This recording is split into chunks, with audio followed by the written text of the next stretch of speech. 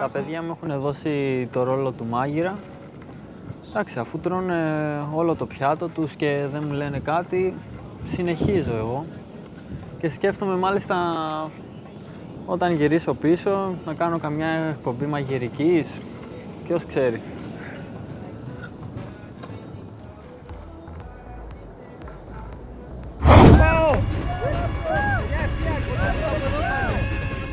Πείτε μου με μοίρες, δεν καταλαβαίνω. Ακόμα για το Στέλιο, το τοποθετεί, σηκώνει και τη σημαία, όχι ακόμα. Ο Στέλιος... 3, 2, 1. Φεύγει ο Στέλιος και ο Πάνος. Ο Πάνος είχε κερδίσει το προηγούμενο μάτς που έπαιξε και ο Στέλιος είχε κερδίσει το προηγούμενο μάτς. Που σημαίνει ότι αυτό το μάτς έχει μεγάλο ενδιαφέρον. Πάμε Στελάρα, μπράβο!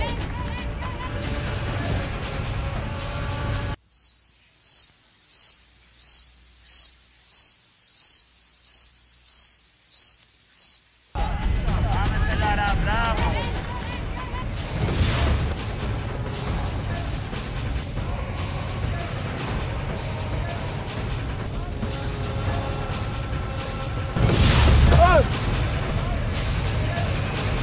Χτύπησε. Ο Πάνος συνεχίζει. Κάνει κάποιο χρόνο και ο Στέλιος παίρνει ένα καλό προβάδισμα. Ο Στέλιος θα φτάσει στην τελική κατασκευή. Σκοράρει και κάνει το 8-1. Η διάσημη σήμερα είναι ασταμάτητη. Τι φωνάζουμε. 1, 2, 3, Ολμάκη!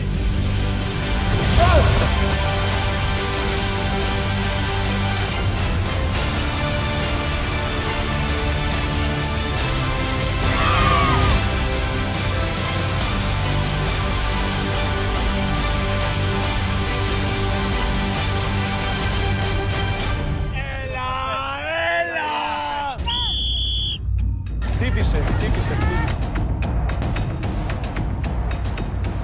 Συμβαίνουν αυτά σε αυτά τα παιχνίδια, δυστυχώς. Κράμπα, τι έχεις. Έχεις κράμπ. Πού. Επόμενες παίκτριες είναι η Ελισάβετ και η Λάουρα. 3, 2, 1. Ξεκίνησε η Λάουρα και η Ελισάβετ. Θέλει προσοχή. Σε όλα τα εμπόδια πρέπει οι παίκτες να μπαίνουν προσεκτικά, γνωρίζοντας ότι μιλάμε για έναν στίβο μάχης. Είναι και το κομμάτι της ασφάλειας των παικτών.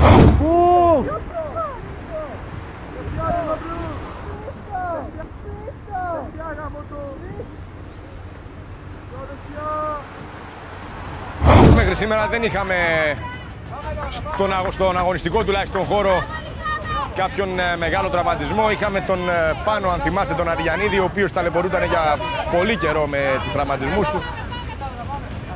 Και για την ώρα βλέπουμε την Ελισάβετ και τη Λάουρα να αγωνίζονται για το έπαθλο της επικοινωνίας. Η Ελισάβετ λοιπόν είναι πολύ πιο γρήγορη από την Λάουρα. Έχει ήδη ξεκινήσει τη δεύτερη διαδρομή της, ενώ η Λάουρα μόλις τώρα τελείωσε την πρώτη διαδρομή. Βέβαια το ίδιο συνέβη προηγουμένως και με τον Αναγνωστόπουλο και τον Μπο. Ο Μπο όμως γύρισε το παιχνίδι. Χρειάζεται συνεχής προσπάθεια. Τέλειο. Φαίνεται ότι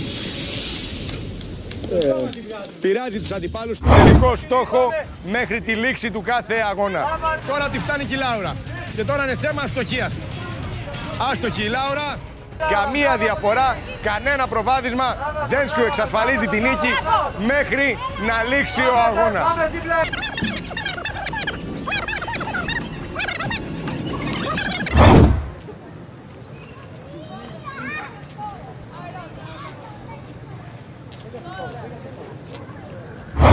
Τώρα είναι η σειρά της Λάουρας ξανά. Τα καταφέρνει η Λάουρα που κάνει ένα ακόμα καταπληκτικό μάτς. Μία ανατροπή ακόμα ενώ ήταν πίσω και κάνει το 15 για τους διάσημους.